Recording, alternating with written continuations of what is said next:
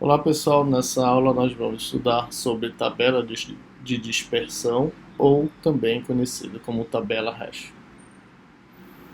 Em geral, os métodos de pesquisa existentes são baseados na comparação da chave de busca com as chaves já armazenadas na estrutura. Esse é o caso de estruturas como lista e árvores, que nós já estudamos em aulas anteriores, ou mesmo na utilização de bits da chave de pesquisa para escolher o caminho a seguir, que é o caso das árvores Try e Patrícia, que nós estudamos na aula passada. Bom, uma alternativa a esses dois procedimentos de busca é a utilização de tabelas hash. O conceito de hash. Os registros armazenados em uma tabela são endereçados a partir de uma transformação aritmética sobre a chave de pesquisa. Essa transformação tem como objetivo ter eficiência média constante nas operações de busca, inserção e remoção. Bom, para que isso seja possível, a distribuição das chaves na tabela deve ser uniforme e as operações não devem provocar grandes variações na quantidade de registros armazenados. Bom, então só para comparar, em uma tabela de busca binária, por exemplo, o que acontece? Cada nó da árvore a partir da raiz tem uma chave associada. Ok? Então vamos desenhar aqui uma árvore qualquer e cada nó possui uma chave associada. Então nesse caso, vamos imaginar essa árvore. Nesse caso, se a gente tem uma chave a ser buscada, o que a gente faz com essa chave? A partir da raiz, a gente vai comparando com as chaves já armazenadas para decidir o caminho a ser percorrido, tal que nós encontremos essa chave ou tenhamos a certeza de que ela não está armazenada na estrutura. Então, a comparação das chaves com os elementos, com as chaves já armazenadas na estrutura é necessária. A mesma coisa acontece em uma lista, por exemplo. Em uma lista encadeada, onde cada posição tem um ponteiro que aponta para o próximo elemento da lista, se nós temos uma determinada chave a ser buscada, a partir da cabeça da lista, o que a gente faz? Vai percorrendo a lista para tentar encontrar o elemento com a chave que nós estamos procurando ou ter a certeza que ele não existe. No caso da árvore, se ela é uma árvore balanceada, a complexidade no pior caso para encontrar esse elemento é o de H, tal que H é a altura da árvore. No caso da lista encadeada, no pior caso, para que nós encontremos esse elemento ou tenhamos a certeza de que ele não existe, é o de N, tal que N é a quantidade de elementos na lista. A ideia da tabela hash é que, dado uma chave, a gente tem uma função matemática de transformação sobre essa chave, para que a partir dessa função gere um valor e esse valor seja utilizado para encontrar o endereço da tabela. Então, se eu vou utilizar essa transformação para encontrar o endereço da tabela, eu consigo o acesso direto a esse endereço. Então percebo que a partir de uma transformação matemática que eu estou chamando de H, essa é a minha hash, eu consigo, dado um valor a ser buscado, transformar para o endereço que corresponde ao valor armazenado na tabela. Então isso me proporciona o acesso direto da tabela. Né? Então a complexidade para encontrar ou remover ou inserir um elemento nessa tabela que utiliza essa estratégia é igual à complexidade de computação dessa função hash. E a ideia é que essa função hash tenha uma complexidade constante para qualquer valor de k. Então, por isso, nós dizemos que a complexidade das operações sobre uma tabela hash é O de 1. Ok?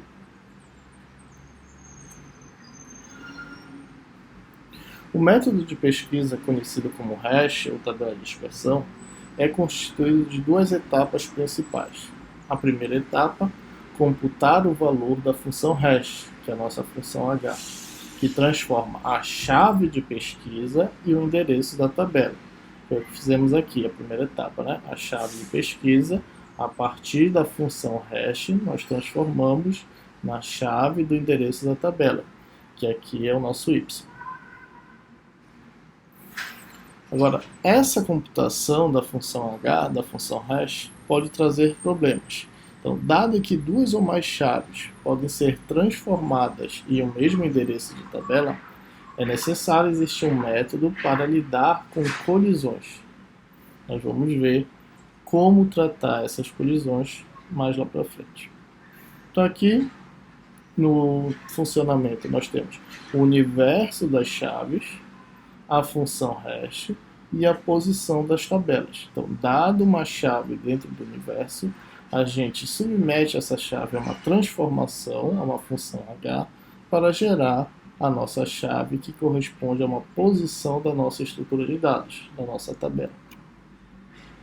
A ideia é a seguinte: transformar a chave x, que pertence ao universo, no endereço hx, que é um valor entre 0 até m-1, onde m é o tamanho da tabela, T.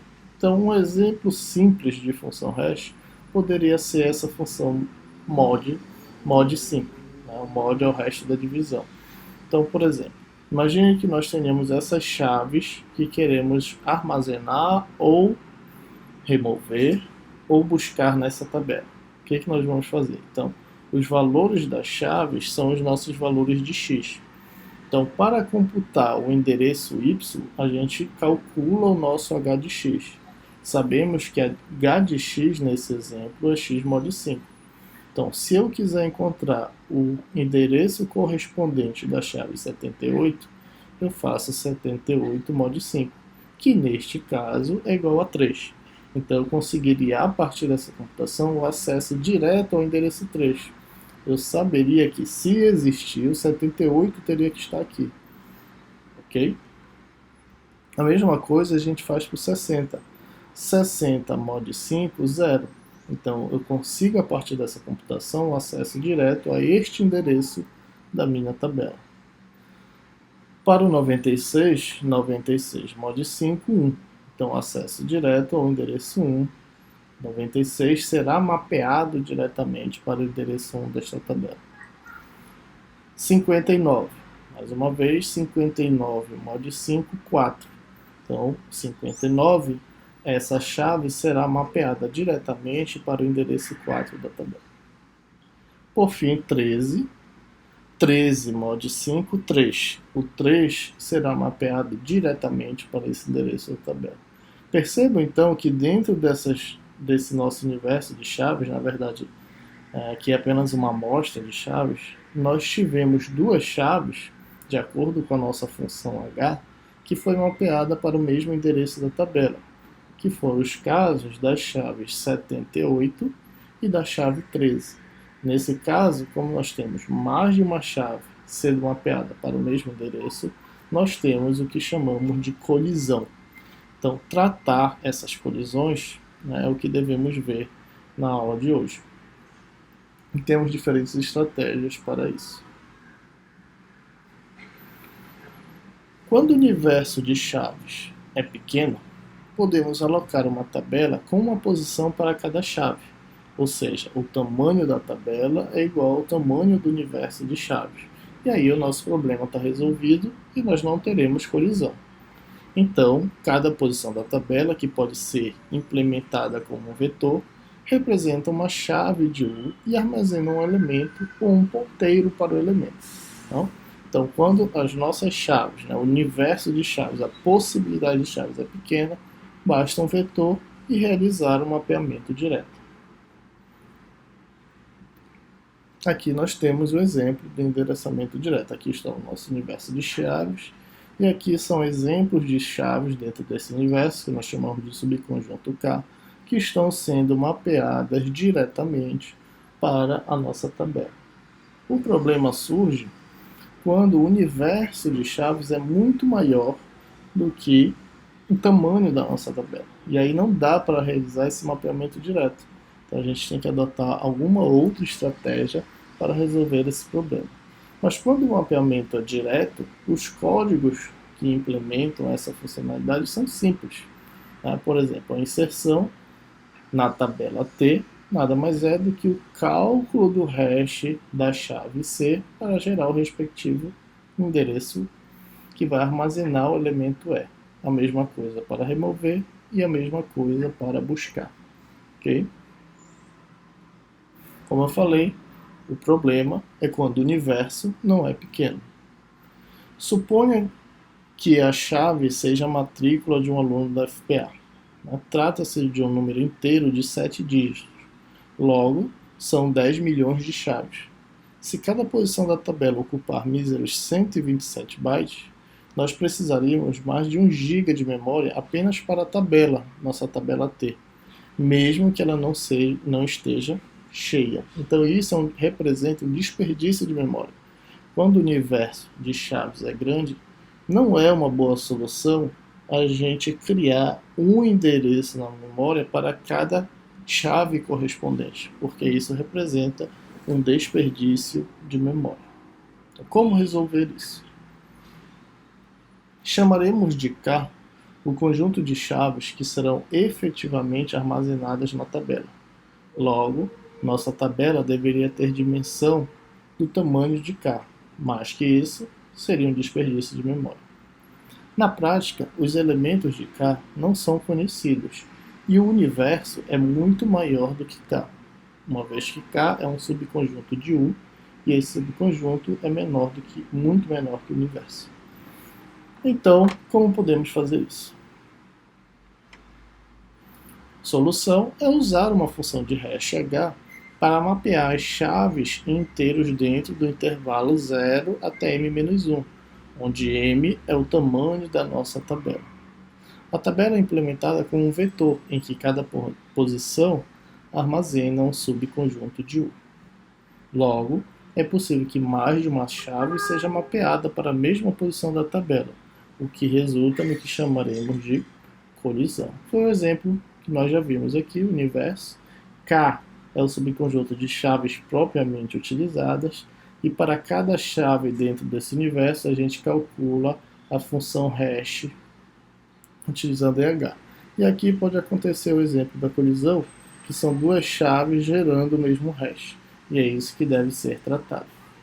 No exemplo que nós já tínhamos visto anteriormente, nós vimos que 78 e 13 são duas chaves com essa função de hash modular de 5, mod 5, geram colisão para o endereço 3.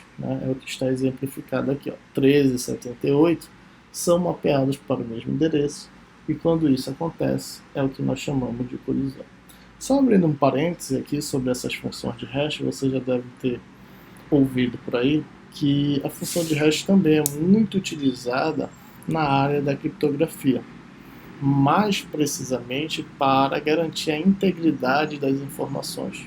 Então, diferente aqui das tabelas hash que admitem colisões, e nós podemos utilizar estratégias para tratar essas colisões, na criptografia, a partir do momento que uma função de hash gera colisão, essa função não é mais considerada segura. É o caso muito famoso que vocês devem ter ouvido por aí, uma função de hash muito conhecida, que é a MD5. Essa é uma função que não é mais considerada segura porque já existem colisões comprovadas para ela. Atualmente, a função de hash utilizada e recomendada pelo NIST é a SHA-3, SH3. Então essa é a atual função de hash recomendada pelo órgão de segurança de tecnologia norte-americano, que é o NIST. E essas funções são funções que garantem a integridade das informações, ou seja, para dois dados de entrada, por mínima que seja a diferença entre eles, vão produzir hashes totalmente diferentes. Então isso garante a integridade, uma vez que qualquer modificação no dado de entrada, seja ela uma grande modificação ou uma mínima modificação de apenas um bit, a saída computada pelo hash será totalmente diferente. Então a integridade é garantida justamente aí. Se a gente faz uma modificação no conteúdo, a gente consegue verificar um hash diferente e comprovar então que aquele conteúdo não é íntegro. Então isso é utilizado aí em diversas aplicações de segurança de informação. É apenas abrir um parênteses, mas vamos voltar aqui para a nossa tabela hash. Então nas tabelas hash, diferente da área de segurança da informação, a função utilizada para computar o hash admite colisão, porque nós podemos tratar essas colisões utilizando diferentes estratégias de estrutura de dados, o que vamos ver a seguir. Mas o que faz então uma função hash de boa qualidade? Uma função hash de boa qualidade satisfaz a hipótese do hash uniformemente simples, né? Então a ideia é que as chaves sejam uniformemente distribuídas sobre a tabela. Cada chave tem igual probabilidade de efetuar o hash para qualquer das m posições, não importando a posição para onde foi feito o hash de qualquer outra chave. Em geral, não é possível verificar essa condição, pois é raro conhecer a distribuição de probabilidade segundo a qual as chaves são obtidas. E as chaves não podem ser obtidas de forma independente. Na prática, podem ser usadas técnicas heurísticas para criar funções de hash que provavelmente terão bom desempenho. Uma boa tática é derivar a tabela hash de um modo supostamente independente de quaisquer padrões que possam existir nos dados. Uma forma simples para resolver e construir uma função hash é o método de divisão. A chave é dividida por um número primo, que não deve ser potência de 2, e o resto da divisão é usada como valor de hash. Bom, existem várias outras funções de dispersão, né, de funções hash, mas nessa aula nós abordaremos apenas o método da divisão e algumas variações. Como evitar essas colisões, considerando que a nossa função hash utiliza o método da divisão? Claramente, o número de colisões depende de como uma função hash mapeia as chaves na tabela. Por exemplo, o número primo não muito próximo de uma potência de 2 normalmente é uma boa escolha para o tamanho da tabela no método de divisão. O fato é que, como o universo das chaves é maior que m e m é o tamanho da tabela, a escolha da função hash apenas minimiza o número de colisões, mas certamente ela vai existir. Qual é a solução? As colisões remanescentes serão tratadas de forma algorítmica, aplicando as técnicas de endereçamento aberto ou encadeamento. Antes de verificarmos essas formas de endereçamento aberto e encadeamento, vamos verificar alguns exemplos de colisões e por que eles surgem, e como uma função hash de divisão a partir de um primo é considerada melhor do que uma função hash de divisão com um número que não seja primo. Bom, vamos lá. Como eu falei, antes de verificarmos como tratar as colisões com encadeamento aberto e encadeamento fechado, vamos verificar a questão das funções de hash. Antes de mais nada, essas funções de hash elas são utilizadas para determinar os endereços da tabela. Então, elas são conhecidas como funções de espalhamento. Por quê? Porque qualquer que seja a função que você vai utilizar, ela tem como objetivo gerar endereços y que vão de 0 até m-1, onde m é o tamanho da tabela. Tá? Então, o objetivo é que o y seja mapeado para algum endereço da tabela. Então, a função hash é uma boa função de espalhamento se ela consegue, de maneira uniforme, dados os endereços de x, gerar valores de y que sejam espalhados aqui. Ou seja, a ideia é que a gente não tenha concentração de valores y gerados em índices específicos dessa tabela. Por exemplo, vamos verificar uma má função de espalhamento que concentre os valores de y, para índices específicos dessa tabela. Imagine que a nossa função h de x seja x mod 100. Tá? Então, dada essa função de espalhamento x mod 100, imagina o que aconteceria, por exemplo, se os números inteiros fossem todos múltiplos de 100.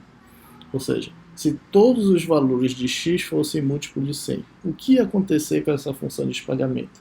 Certamente, todo o valor h de x seria mapeado para o índice zero. Então, nós teríamos uma concentração de colisões no índice zero. E isso seria ruim. Imagine uma outra função de espalhamento h de x, onde x é mod m, e o que aconteceria com o espalhamento dessa função dentro dos índices da tabela, que vai de 0 até m-1, considerando que m é par.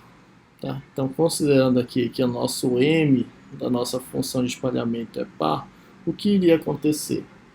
Ora, iria acontecer que para os nossos valores de x, se todo o endereço de x for par, o que vai acontecer? Ele vai ser mapeado sempre para índices pares. Então, nesse caso, a gente teria uma peculiaridade de que os índices ímpares da nossa tabela ficariam subutilizados. Então, a gente não teria um bom espalhamento, porque a gente só conseguiria mapear os nossos valores, os nossos endereços de chaves pares, para os respectivos índices pares também. E isso não é bom, porque nós não conseguimos utilizar de maneira uniforme os endereços da nossa tabela.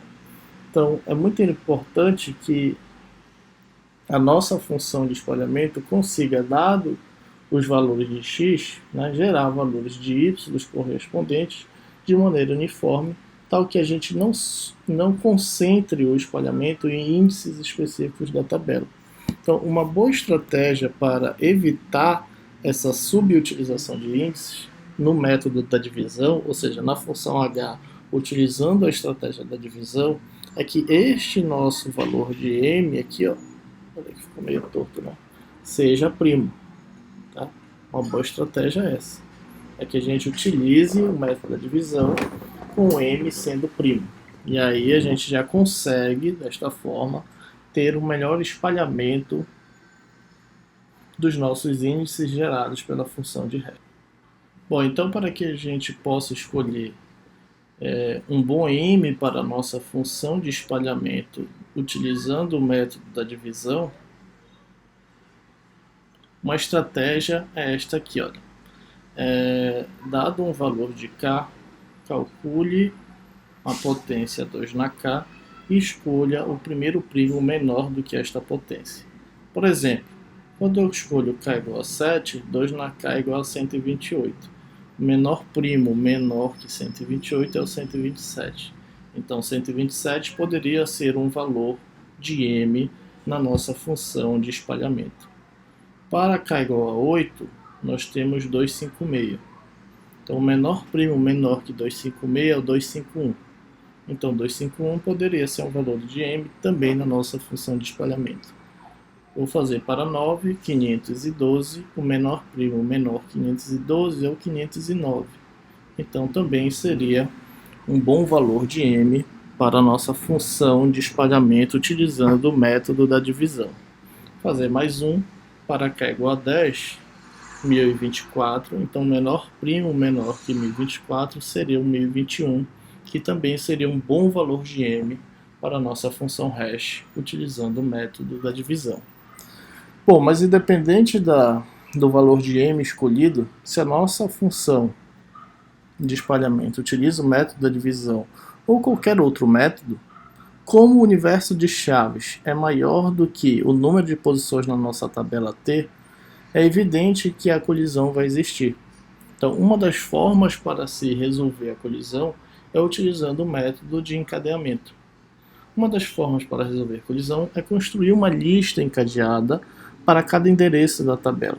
Assim, todas as chaves com o mesmo endereço, ou seja, aquelas que colidiram, são encadeadas em uma lista linear.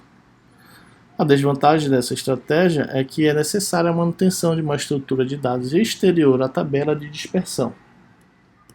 Vamos ver como ela funciona. Então, aqui está o nosso encadeamento, o nosso universo de chaves. As chaves efetivamente utilizadas é um subconjunto de U, que nós chamamos de K.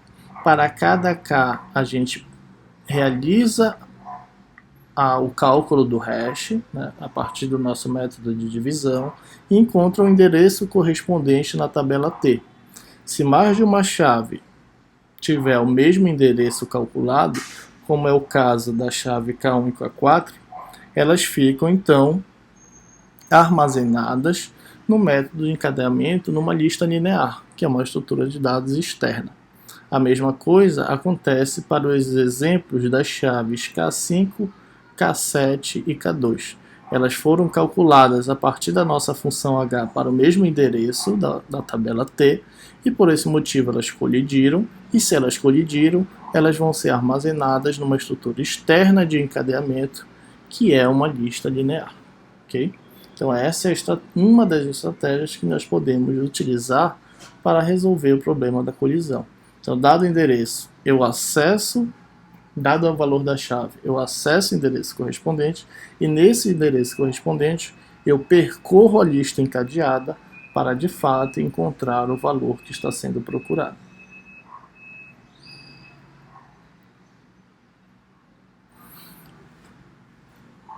É usual efetuar-se a inclusão de uma nova chave no final ou mesmo no início da lista correspondente ao endereço H de X. Então, normalmente, ou a gente insere no início ou insere no final o valor que estamos inserindo nessa lista encadeada.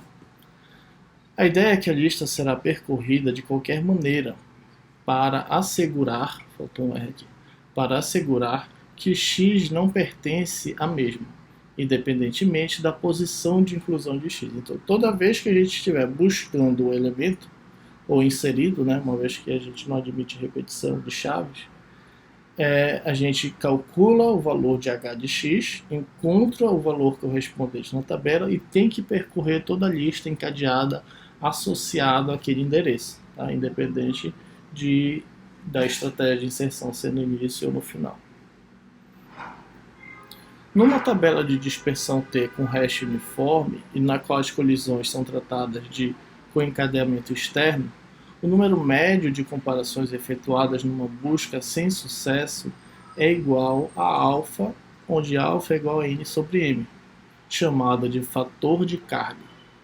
N representa o número de chaves na tabela e m representa o tamanho da tabela.